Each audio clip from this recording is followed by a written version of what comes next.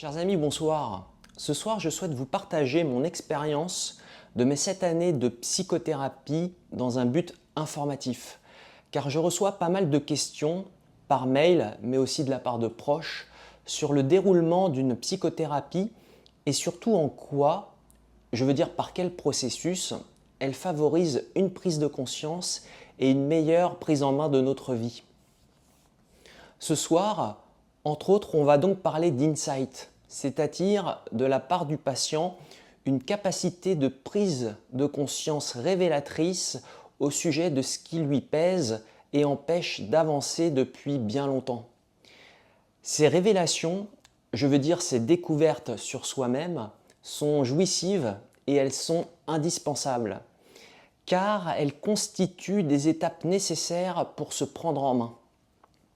Ce que je veux dire, c'est que pour pouvoir résoudre un problème, il faut d'abord cerner et saisir ce problème et l'accepter. En ce sens, ma psychothérapie a été pour moi une étape fondamentale pour reprendre ma vie en main.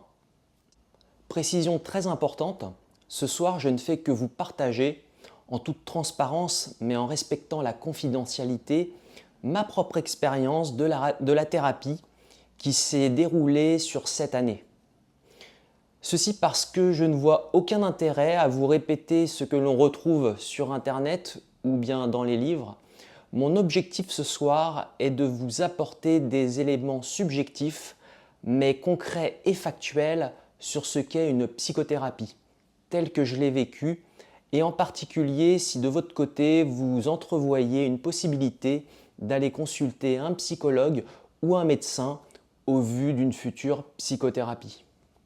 D'ailleurs, je me permets maintenant de vous rappeler l'accompagnement Mon-Oedipe que je vous propose. Il n'est pas voué à remplacer une psychothérapie, mais il a pour objectif, sur 4 entretiens, de vous donner un cadre et un recul par rapport à ce que vous vivez, de vous aider à y voir plus clair, de vous aider à vous prendre en main en définissant ensemble une feuille de route, une liste d'actions, une démarche dont vous serez moteur, parce que le temps et la vie passent très vite. Cet accompagnement est aussi et surtout une écoute et un partage d'expériences. Pour en savoir plus, vous pouvez cliquer sur le lien de mon site internet que je mets en description de cette vidéo. Comme plan pour ce soir, je vous propose un exposé en 5 parties, avec comme fil conducteur le thème de la prise de conscience tout au long de la thérapie. En première partie, je vous dévoilerai ce qui m'a poussé à consulter un psychiatre psychothérapeute. Je vous partagerai d'ailleurs un détail très révélateur à cette époque de ma problématique de fond, détail qui me fait bien sourire aujourd'hui. En seconde partie, je vous ferai part des difficultés rencontrées en début de thérapie. Mais les choses s'accélérèrent brutalement et dans le bon sens du terme en fin d'année 2010. J'en parlerai en troisième partie. Cela m'amènera à aborder la place de l'action dans la prise de conscience. On verra que l'action peut être le résultat d'une prise de conscience préalable, mais aussi qu'elle peut contribuer en retour à la prise de conscience. Enfin, en cinquième et dernière partie, nous verrons que la prise de conscience n'a pas toujours suffi chez moi pour agir et avancer. Je vous dévoilerai comment j'ai dû faire face à certaines limites de la découverte de soi. Et dans ce cas, le soutien de mon psychothérapeute face à mes angoisses qui me submergeaient fut crucial pour franchir un nouveau palier. Tout au long de mon enfance et de ma jeunesse, plus précisément de mes 8 ans jusqu'à mes 24 ans, je vivais dans une permanente anxiété de l'image que je renvoyais, parce que je me méprisais pour différentes raisons que j'ai déjà abordées sur cette chaîne. Avec des angoisses aiguës au sujet des maladies. Je craignais contracter une maladie grave dès que je serrais la main d'un camarade ou bien quand j'allais chez le dentiste par exemple et dans bien d'autres occasions. Les maladies étaient une véritable obsession qui gâchait ma jeune existence. Il est important de noter ici que cette angoisse chronique par rapport à l'image que je renvoyais et ces paniques plus ponctuelles je les subissais sans me poser de questions, sans me dire que quelque chose n'allait pas. Pour moi, c'était comme normal, comme une évidence, comme une fatalité. Je veux dire qu'à force de les vivre, mes angoisses faisaient partie de moi.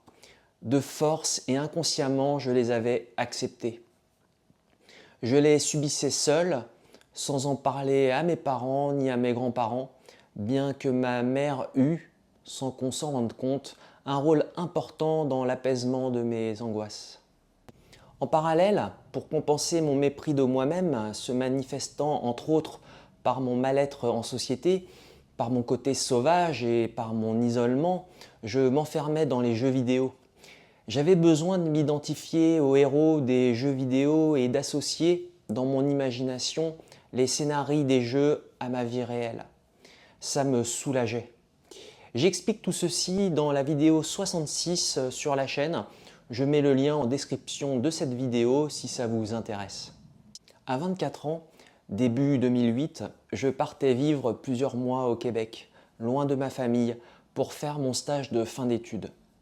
Une expérience de vie extraordinaire qui mit en lumière la dégradation de mon état psychique, ainsi que ma dépendance psychique avec ma mère.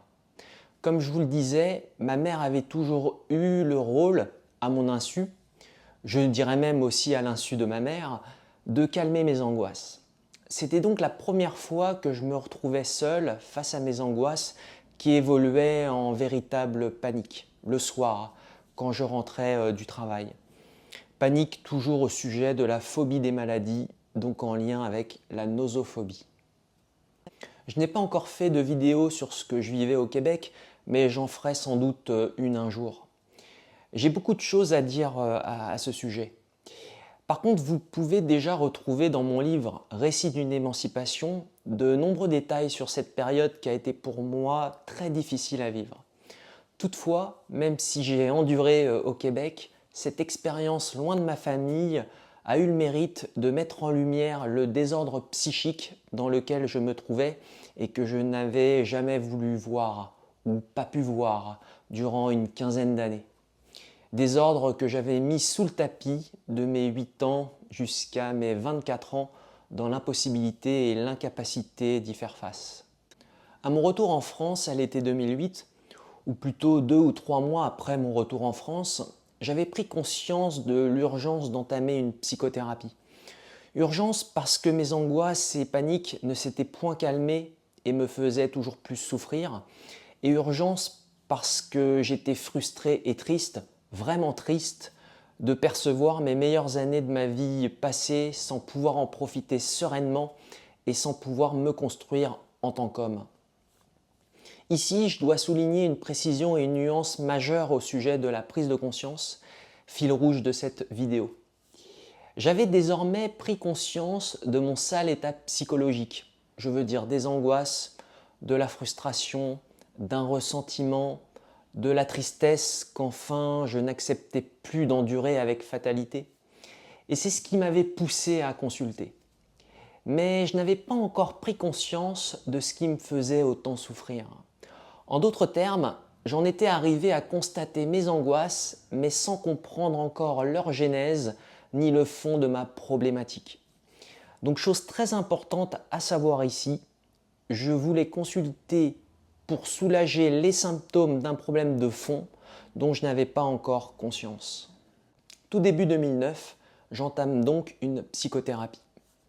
Alors, chose incroyable et qui était très révélateur de la problématique de fond dans laquelle j'étais et dont je n'avais pas encore conscience, problématique de fond qui en grande partie générait mes angoisses, c'était qu'au premier rendez-vous chez mon psychiatre psychothérapeute, j'étais naturellement venu en consultation avec ma mère, à presque 25 ans. Je dis naturellement parce que pour moi, c'était normal que je vienne avec ma mère. Et en me voyant arriver avec ma mère, mon psy avait alors tout compris. Du moins beaucoup de choses sur mon état et sur le fond de ma problématique. Je n'oublierai jamais la tête de mon psy ce jour-là quand il vit ma mère auprès de moi, visage qui exprimait, je pense, une révélation pour lui et en même temps une conviction qu'il fallait me traiter urgemment. Mon psy m'avait d'ailleurs prévenu entre quatre yeux, et à juste titre, que cette situation ne devait plus se reproduire à l'avenir. Au début de ma thérapie, mon psychothérapeute m'annonce très vite la couleur. Dès la deuxième séance, je souffre d'une névrose obsessionnelle à caractère nosophobique. En ses propres termes, si je ne me trompe pas. Pathologie psychique qu'il fallait soigner. C'était la première fois que j'entendais ce terme de névrose obsessionnelle à caractère nosophobique. Cette annonce me marqua, et encore plus par le ton grave et solennel que le psy employa pour m'annoncer la nouvelle. Ce ton me surprit et je pris peur. En réalité, ce ton me renvoya à mon insouciance jusqu'à ce jour. C'est mon insouciance dont je pris peur. Aussi, je m'en voulus de ne pas avoir considéré dans le passé mes maux et mes douleurs de l'âme, de ne pas m'être tout simplement considéré. Mon indifférence envers moi-même m'interpella pour la première fois, ce qui était une bonne chose. Je fus d'abord en colère contre moi-même de m'être oublié, d'avoir mis sous le tapis mon mal-être. Puis j'éprouva pour la première fois de ma jeune vie de la compassion envers moi-même, tout en ignorant encore tout ce que cette pathologie impliquait et impliquerait par la suite. Encore une fois, c'est le sérieux et la gravité du ton à cette annonce qui me secouèrent. Et ils me secouèrent dans le bon sens du terme, parce que je pris conscience à cet instant qu'il fallait que je m'en sorte.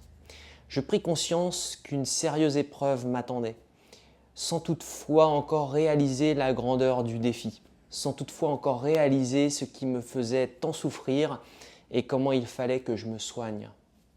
Les 2 premières années de psychothérapie, de début 2009 à fin 2010, ne furent pas fructueuses en termes d'avancement, de résolution de mes symptômes et de mes problèmes. En toute franchise, j'avais l'impression que cette thérapie ne servait à rien. Pire encore, cette thérapie me faisait encore plus souffrir parce que ma révolte et ma tristesse, je me les prenais dorénavant en pleine face.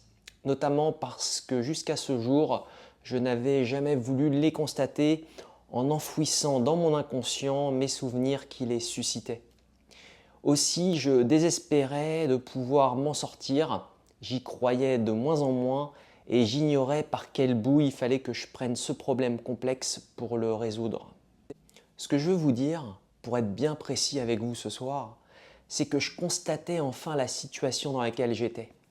Mes angoisses qui bridaient mon envol, mon incapacité de construire une relation solide avec une femme, mon incapacité à avoir des relations sexuelles avec elle, mon impossibilité à profiter de la vie tel un jeune homme adulte le ferait, mon constat de mes plus belles années de ma vie que je voyais défiler dans ce mal-être et sans en jouir, mon attachement trop excessif avec ma mère, mon impossibilité psychologique à partir de chez mes parents, surtout que j'avais obtenu un emploi en CDI, j'avais donc les moyens de partir et bien d'autres choses.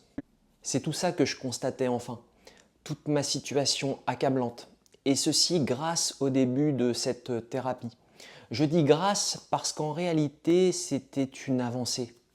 Mais ça me faisait déprimer et désespérer encore plus parce que je ne voyais pas le moyen de m'en sortir. Rien n'évoluait et je me sentais comme condamné. Je me souviens, frénétiquement et désespérément, j'avais fait une liste sur une feuille A4 de tout ce que je me devais de résoudre pour avancer, avec des flèches, avec des schémas et tout. J'avais tenté de définir une liste d'actions à faire, classées par urgence et importance, pour que tout devienne plus clair dans ma tête, pour qu'enfin une feuille de route puisse se dessiner, pour sortir ma tête de l'eau et arranger progressivement les choses qui ne convenaient pas en moi et dans ma vie. J'aurais aimé vous la montrer, cette feuille, vous la scanner, mais je ne l'ai pas retrouvée. J'ai dû l'acheter par la suite, bien des années après, symbole d'un chapitre de ma vie qui s'était achevé. mais cette feuille A4 restera jusqu'à la fin de mes jours gravée dans mon esprit. Même si, du point de vue de la résolution de mes problèmes, la psychothérapie ne m'apportait encore rien de concret et de profitable, je veux dire que mon épanouissement était toujours bridé, à y voir de plus près, ce début de thérapie fut en réalité fécond en termes de prise de conscience. J'avais pris conscience du problème et du chemin que je me devais de parcourir pour m'en extirper. Mais cette prise de conscience m'avait mis un sérieux coup derrière la tête. Le désespoir de m'en sortir me happait face à l'immensité de la montagne qu'il fallait gravir. Voilà, je stagnais dans cet état moral durant 2 ans. J'avais d'ailleurs, quelques mois après le début de ma thérapie, commencé un traitement à base d'antidépresseurs. J'en parle plus en détail dans la vidéo 61 sur cette chaîne. Je mets le lien en description de cette vidéo si ça vous intéresse. J'étais découragé, même désespéré, mais j'avais pris 2 décisions importantes. De 1, ne rien lâcher, en dépit du fait que je ne voyais pas le bout du tunnel. Et de 2, appliquer à la lettre les actions, les étapes que je m'étais fixées sur cette feuille A4 pour avancer. J'avais décidé de continuer ma thérapie et d'agir car je voulais enfin vivre ma jeunesse, la rattraper et je n'avais plus de temps à perdre. Parfois, je me disais que mon psychothérapeute ne me convenait pas, mais en y réfléchissant bien, aucun fait ne validait mon doute. La réalité contredisait mon scepticisme. Mon psy était très sérieux, très professionnel et utilisait le transfert avec justesse pour me faire prendre conscience de mon fonctionnement. Ce que je veux dire par là sur le transfert, c'est que mon comportement déviant auprès d'autrui, et particulièrement auprès des femmes, je le rejouais inconsciemment avec mon psy pendant les séances. Et mon psy se servait intelligemment de ce levier pour m'amener à ce qui ne convenait pas chez moi. Tout ça pour vous dire que c'était un excellent médecin spécialiste.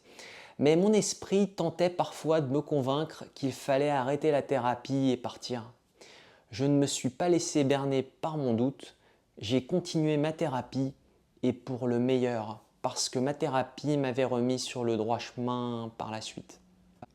Rien n'évolua jusqu'au mois de novembre 2010, soit après presque 2 années de psychothérapie. Novembre et décembre 2010 furent les mois du changement, même du bouleversement dans ma vie, et pour 2 raisons. De 1, j'emménageais sous peu dans mon studio. À 26 ans, je prenais mon envol en quittant l'appartement de mes parents. Et je dois dire ceci en grande partie grâce au travail d'analyse qui avait mis en lumière mon attachement excessif à ma mère et au cocon parental, ainsi que l'importance de s'en émanciper. Et de 2, je tombais amoureux d'une femme, comme ça ne m'était pas arrivé depuis fort longtemps. Que de bonnes nouvelles, me direz-vous. Sauf que la femme en question s'éloigna très vite de moi, après 15 jours de relation, entre guillemets. Ce fut pour moi l'échec sentimental de trop, parce que ça n'avait pas été le premier.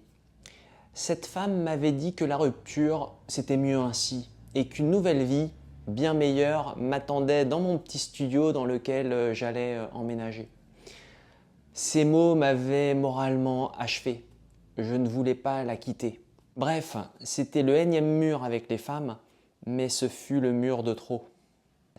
J'ai sombré dans une incompréhension, dans une révolte, dans un abattement face à ce qui m'arrivait comme jamais j'avais ressenti dans ma vie jusqu'à ce soir-là. En fait, j'avais accumulé amertume, frustration et désespoir depuis ma petite enfance. Depuis petit, j'avais tout contenu en moi. Et cette rupture avec cette femme, si je peux m'exprimer ainsi, ce fut l'étincelle qui mit le feu à toute la poudre que j'avais entassée en moi. Je rentrais alors dans un profond chagrin. Désormais, je le vivais pleinement, cette peine qui inondait ma conscience. Le soir de la rupture, je rentrais chez mes parents en métro. Je vivais encore chez mes parents.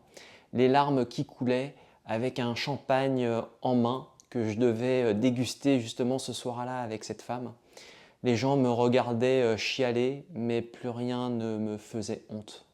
Rentré chez mes parents, l'idée même d'en finir avec la vie m'avait effleuré l'esprit, assis dans ma chambre ce soir-là. Ça peut paraître surprenant et excessif. Comment sombrer ainsi à cause d'une histoire sentimentale de 2 semaines? Il y a des situations bien plus graves, bien plus tristes, bien plus impitoyables dans la vie. Et vous auriez 1000 fois raison de penser cela en regardant cette vidéo. Ce que j'éprouvais était insensé, irrationnel par rapport à la situation donnée. Ce n'était qu'un début de relation qui avait foiré, rien de grave. Alors pourquoi autant de détresse morale de ma part? En fait, il faut bien comprendre que cette détresse morale était l'expression d'une tristesse, d'une frustration, d'un ras-le-bol infini, que j'avais cumulé et enfoui en moi durant plus de 20 ans, pour des motifs autres et plus profonds, motifs dont je n'avais pas encore conscience. C'est tout ça qui est ressorti d'un coup, subitement. Les digues me protégeant de mon désarroi mis sous cloche depuis tant d'années avaient lâché ce soir-là. Et j'étais au plus bas. J'avais touché le fond ce soir-là, quand j'avais pensé au suicide. Mais mes pensées suicidaires ne durèrent que quelques secondes. Immédiatement, je me dis « Mais c'est pas possible, je peux pas faire ça. J'ai pas le droit de faire ça. J'ai plein de choses à vivre et je suis jeune. » Et c'est vrai parce que j'avais 26 ans à l'époque.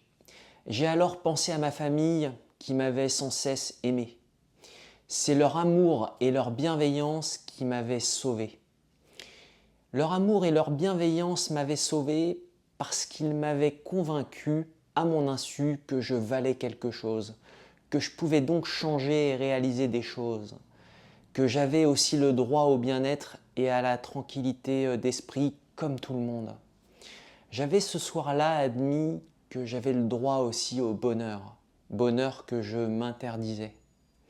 En fait, au fond, ce soir-là, j'ai pris conscience que je m'aimais tout de même un petit peu, et ceci parce qu'auparavant, ma famille m'avait aimé.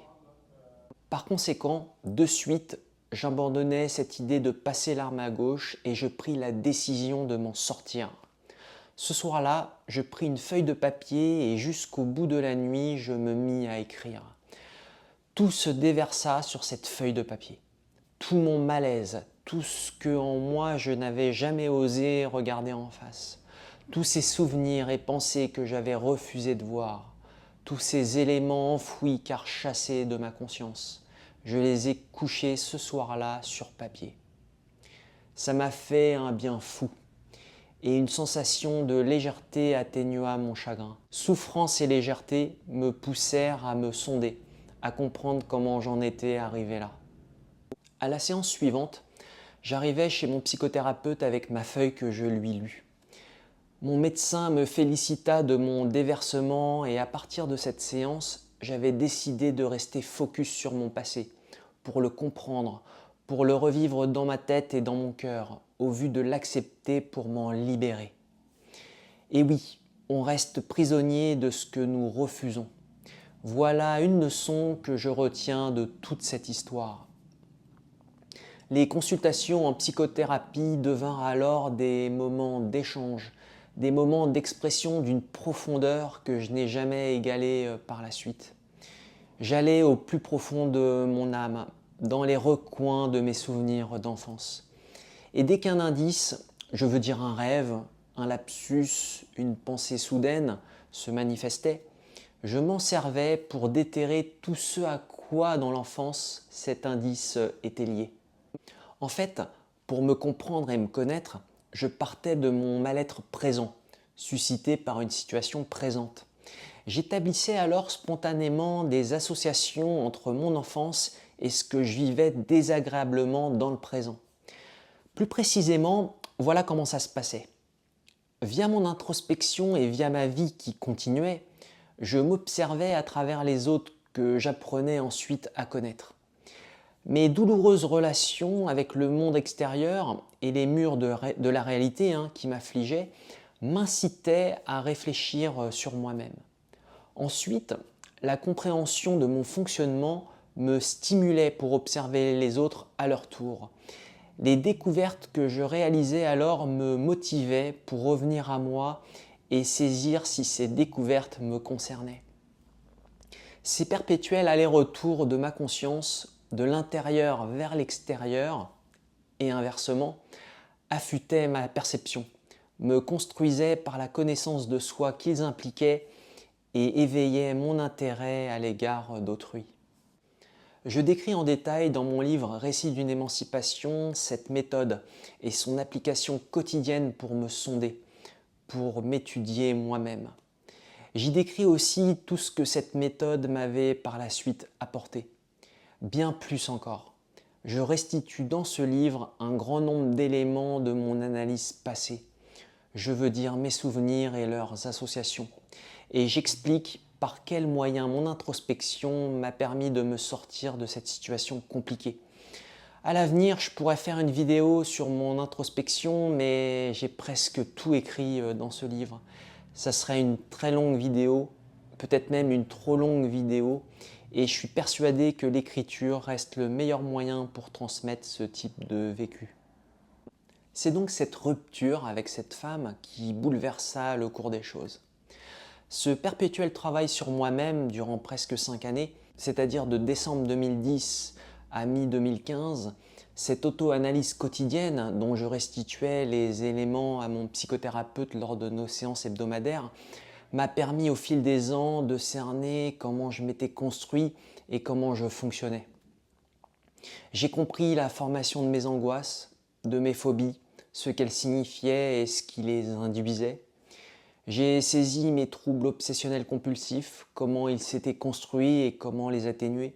J'ai pris conscience de mon attachement psychique excessif à ma mère et j'ai compris pourquoi il s'était beaucoup trop renforcé jusqu'à me trouver, à l'âge adulte, dans l'impossibilité de vivre ma vie d'homme et de construire ma vie de couple. Je vous ai restitué en toute transparence mes nombreuses découvertes sur moi-même sur cette chaîne, dans l'espoir et dans le but qu'elles puissent vous aider en retour. En 5 ans, j'ai pris conscience de tous ces éléments. En 5 ans, j'en ai énormément appris sur mon fonctionnement, sur les valeurs dans la vie qui étaient importantes à mes yeux, sur ce que je désirais à l'avenir et comment je souhaitais vivre ma vie. Ce qui signifie faire des choix et les assumer tel un adulte.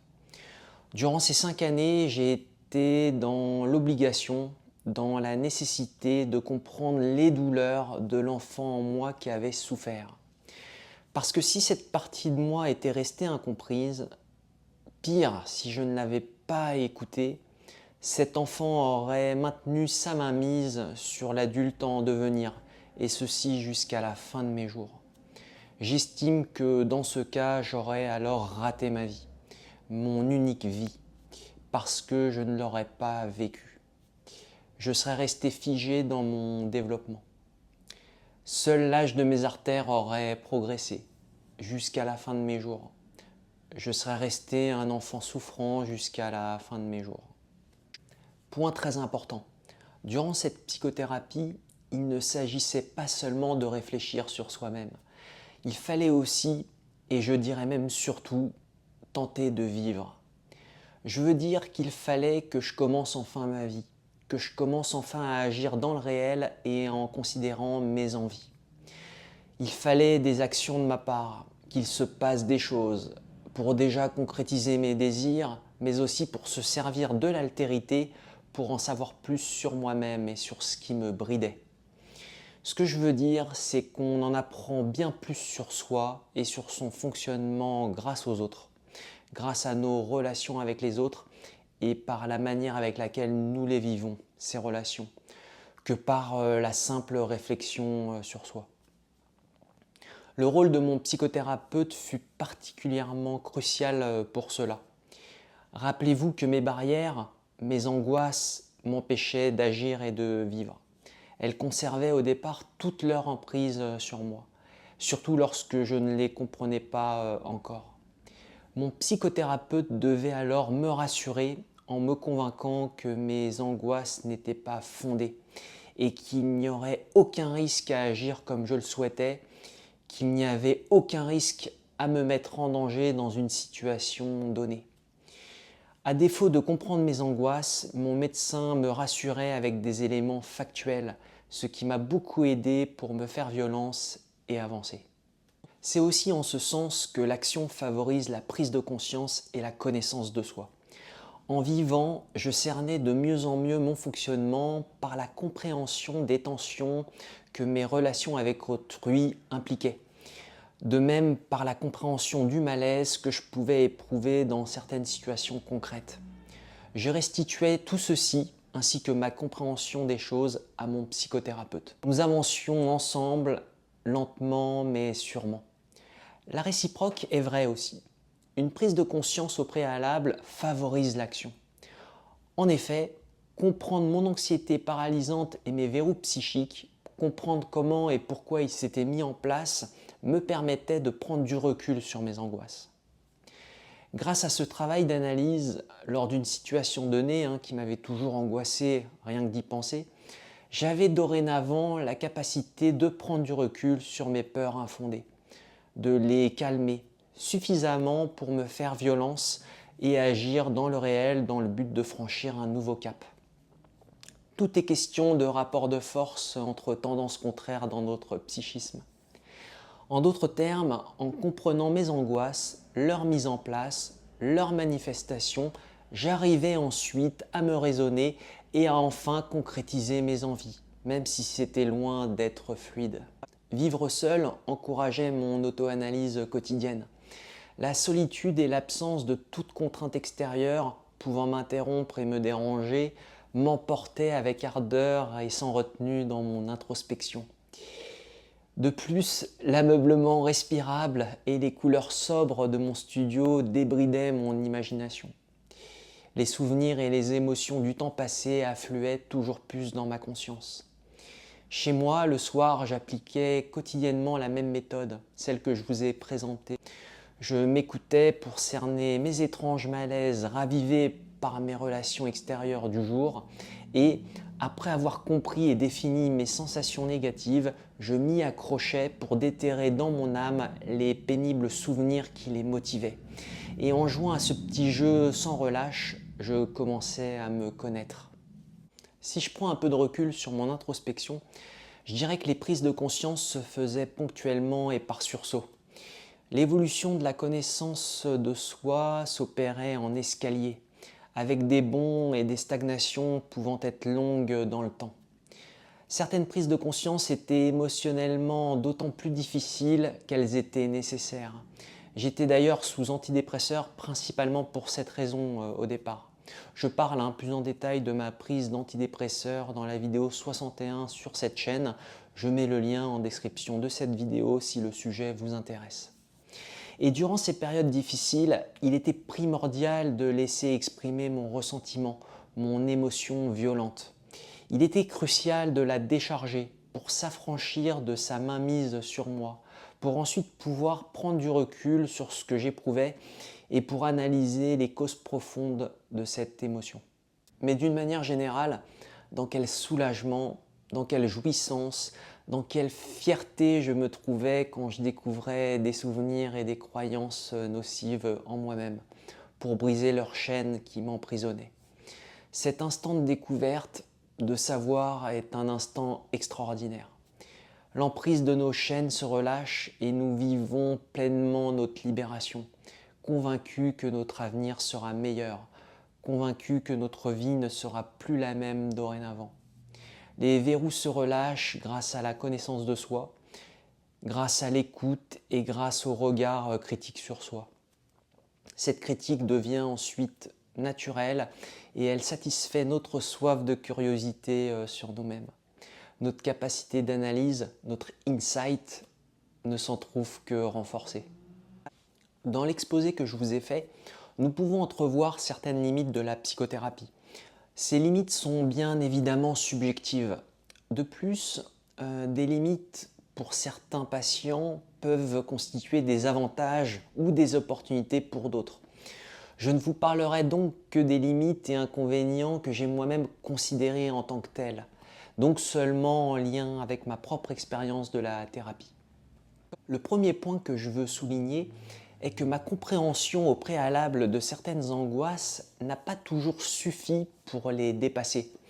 J'avais beau comprendre mes angoisses sur un sujet en particulier, j'avais beau réaliser leur caractère infondé, la prise de recul que j'avais acquise sur elles ne suffisait pas parfois pour aller au-delà de mes craintes et agir dans le réel. Comme je vous le disais auparavant, dans ces moments-là, le soutien de mon psychothérapeute était crucial pour calmer l'emprise de mes peurs en me convainquant de leur absurdité. J'avais donc noté une dépendance qui se construisait au fil des séances avec mon médecin dans la gestion de mon anxiété. En ce sens, la confiance dans la relation patient-thérapeute a été décisive. Deuxième point, ma thérapie a duré presque 7 ans. C'est long, c'est beaucoup d'énergie dépensée et de temps consacré dans ce projet, dans cette aventure, bien qu'elle soit extraordinaire et salutaire à vivre. C'est sur le long terme qu'on récolte les fruits de l'analyse. C'est un investissement sur soi et c'est aussi un investissement financier, bien évidemment. Quelquefois, j'ai failli tout abandonner, surtout en début de thérapie, mais après toutes ces années, fort heureusement, j'ai continué. Ma volonté d'une vie meilleure et la soif de la connaissance de soi m'avaient maintenu dans l'effort. Fort heureusement, je n'ai rien lâché. Le jeu en vaut la chandelle et j'en suis une illustration, sans prétention aucune. Troisième point, je n'en ai pas parlé, mais en plus de mes résistances internes, particulièrement les doutes sur l'utilité de la thérapie à ses débuts, doutes dont je vous avais parlé en début de vidéo, il y a eu la méfiance de mon père à l'égard de ma décision d'entamer une thérapie. Et je pense que ce type de résistance, tant interne qu'externe, peut amener le patient à éprouver des difficultés à s'engager pleinement dans la thérapie et dans l'analyse. Pour finir, je dirais que je me suis parfois senti seul, mis à part mon thérapeute sur lequel j'ai toujours pu m'appuyer, mis à part ma mère et ma grande-tante qui m'ont toujours soutenu et encouragé dans ce projet pour avancer. Mais d'autres proches ne comprenaient pas forcément la situation complexe dans laquelle je me trouvais et les efforts que je faisais pour m'en sortir. Alors bien sûr, je ne peux pas leur en vouloir pour ça, mais peut-être qu'il y avait aussi chez certains une sorte de stigmatisation de faire appel à un psychiatre. Une sorte de méfiance due à une perception sociale négative. Du moins, j'avais interprété ainsi certains échanges, mais peut-être qu'au fond, je projetais sur ces proches ma propre perception négative, mes propres doutes au départ à l'égard de la thérapie que je venais d'entamer. Pour réaliser cette vidéo, j'ai creusé dans les profondeurs de mes archives tant matérielles que psychiques et émotionnelles. Je suis aussi tombé sur des photos et sur des lettres d'un passé lointain et révolu. J'espère que cette vidéo vous aura intéressé et aidé, du moins qu'elle aura répondu à certaines de vos interrogations. N'hésitez pas à me poster en commentaire vos retours et vos questions, j'y répondrai au plus vite. Je vous dis à très bientôt sur la chaîne dans une prochaine vidéo et surtout, prenez soin de vous.